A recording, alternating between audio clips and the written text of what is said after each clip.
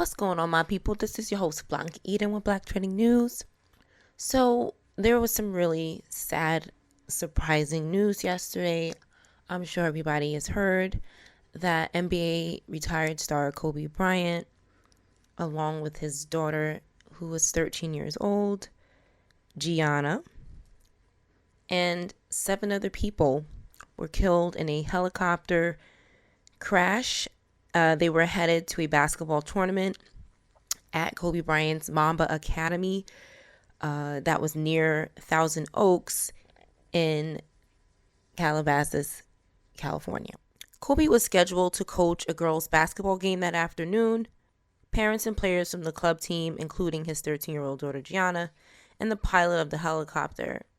7 of the victims have been identified publicly. 2 others, Orange County mother and daughter Sarah and Peyton Chester, were identified by friends and family.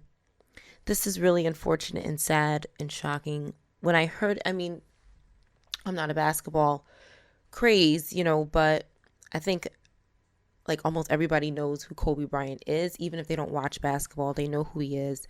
And usually when someone passes away, you find out more information about them. People come forward and speak about what he's or she has done, the reason why they're so memorable and famous and loved. So I did learn a lot about him. I also saw some strange things in the media surrounding this that I wanted to talk about. And I want you guys to let me know in the comment section what you think about it. So the first thing I noticed, Kobe retired in 2016. And I want to say that he was replaced by LeBron in July of 2018. That's not a nice thing to say, but as competitive as they made them, it kind of comes off that way. They didn't do it right away, but they were so competitive. They were playing against each other, Cavaliers versus the Lakers. And then here he is on the team now where he was. So, but again, according to the media, they have like a great relationship. There's no bad blood between them. I did see some interesting footage I'm going to share throughout my episode today. I'm going to share a Nike sponsored puppet commercial that I thought was interesting, is the word I like to use. I'm also going to play a quick clip from a cartoon called Legends of Chamberlain Heights.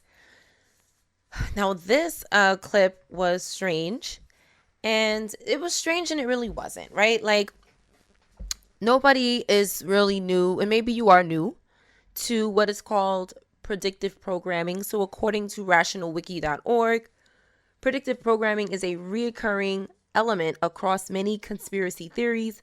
The claim is that when conspirators plan a false flag operation, they hide references to it in the popular media before the atrocity takes place. When the event occurs, the public has softened up and therefore passively accepts it rather than offering resistance or opposition. But in this case, people are, that's nice that they think that people are not opposing, but people are opposing. People are pretty upset online about this cartoon, and so much to the point that the makers of the cartoon had to remove it out of respect for his family. Now, if you ask me, the video shouldn't have gone up in the first place. I think the video is very disrespectful before his passing and very much after his passing, because the video pretty much predictively, quote, predicts his death. So to me, when something like this happens, in my opinion, it could be a prediction or like the predictive programming definition, a plan, right? This is unfortunate. I hate even saying things like that. I'm moving on because it's just really a really horrible thought. But it's just an opinion, right? Which everyone's entitled to. A lot of people feel that way. Apparently, according to the media, people are outraged by this cartoon I'm getting ready to play in a moment. Yeah, it's really freaky. The cartoon's really freaky. Another thing I wanted to point out are a little bit about the Lakers and some drama that took place between Kobe and some of the players on the team that I just wanted to point out and, make relevant. Now, the LA Lakers is a legendary team. This is really not your ordinary basketball team.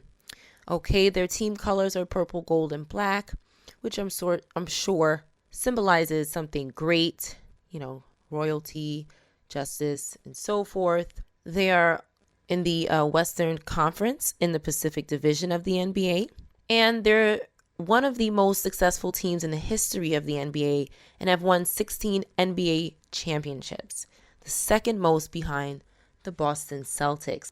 So really quick, some scandals that took place in the Lakers' history that involved Kobe Bryant was according to a 2004 report, Kobe Bryant ratted out Shaquille O'Neal while he was being interviewed by the Colorado police following his arrest for alleged sexual assault. Kobe Bryant had this to say concerning teammate Shaquille O'Neal's supposed extramarital affairs. Bryant, should have done what Shaq does. That Shaq would pay his women not to say anything and already had paid up to $1 million for situations like this. In the same report, Shaq had this to say in rebuttal to Kobe's remarks, "I never hang out with Kobe. I never hung around him. In the 7 or 8 years we were together, we were never together. So how this guy can think he knows anything about me or my business is funny. And one last thing, I'm not the one buying love. He's the one buying love." So needless to say, this little exchange of words did little to mend Kobe and Shaq's already rocky relationship. And that was back in 2011. So Kobe was spilling some tea about Shaq to the police. The number one scandal that involved the Lakers was in 2003 when Kobe Bryant was arrested in Eagle, Colorado after being accused by sexual assault by a 19-year-old hotel employee. So Bryant admitted he had sex with a girl, but said it was completely consensual. Eventually, the charges were dropped after the defendant, Caitlin Faber, refused to testify in court. Faber would eventually file a separate lawsuit against Bryant before the two ended up settling the suit outside of the courtroom. It says here, thanks to a teary public apology and a $4 million ring, Kobe and his wife, Vanessa, remained together during and after the couple's tumultuous moment. They've been through some stuff, okay? So I could definitely see why LeBron decided to join this team.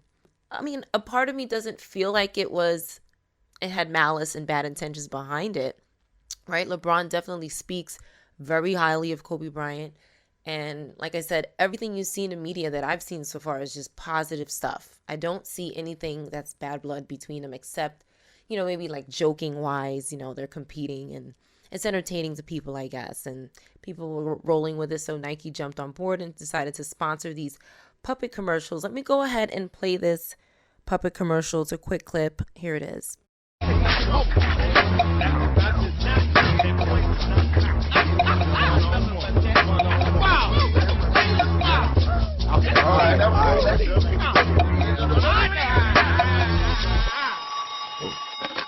Hello? Who is it? Oh, yes. Who is it? Yeah, absolutely. LeBron, who is it? Yes, ma'am. That was Mrs. Lewis from downstairs. She said, "You ain't got no defense!" LeBron, did you know? Okay, so this puppet commercial, which is pretty old, I believe it's from 2009, and at the end of this commercial, they show a lion and a snake. The snake being on the left side and the lion being on the right side. And there is I couldn't find so much information on it, but I did find some photographs that display the relationship between a snake and a lion. And Kobe Bryant referred to himself as the Black Mamba, which is one of the world's most deadliest venomous snakes. It is a pretty crazy description. Like, this snake is deadly. 20,000 people a year die in Africa from snake bites. Like, it's a very serious snake. It's out there. It's living. I've seen videos of it biting lions and killing them. And then I've also seen the lion winning against the snake in these photographs here. So there is apparently some type of story behind the lion and the snake. And again, Kobe Bryant calling himself the Black Mamba, which is the snake, and I guess LeBron would be the lion, according to the commercial that they displayed at the end there. The two little look like bronze statues. So again, there's obviously animosity between a lion and a snake, and it seems very tragic, the symbolism behind the animals themselves. But again, in the media, they're not presented as enemies. So here is the clip of the cartoon Predictive Programming, Kobe Bryant's death and how he dies. Oh shit! It's Kobe Bryant! Help me. Just pass me the trophies and we'll pull you out. Pass. Yeah, so like what the fuck was that, right? Like I think that's what people are saying. This was just gruesome. Okay, so according to Google, this cartoon was released on November 16th, 2016. And the cartoon was only on air for about a year. So shortly after it aired in September, that was its first airing, I believe.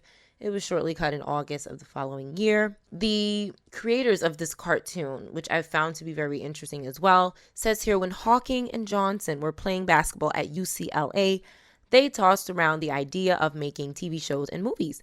After college, the pair started working in sports television, and as they learned how to shoot and edit, writing and producing became second nature. Hawking and Johnson are producers for ESPN and NFL Network, respectively.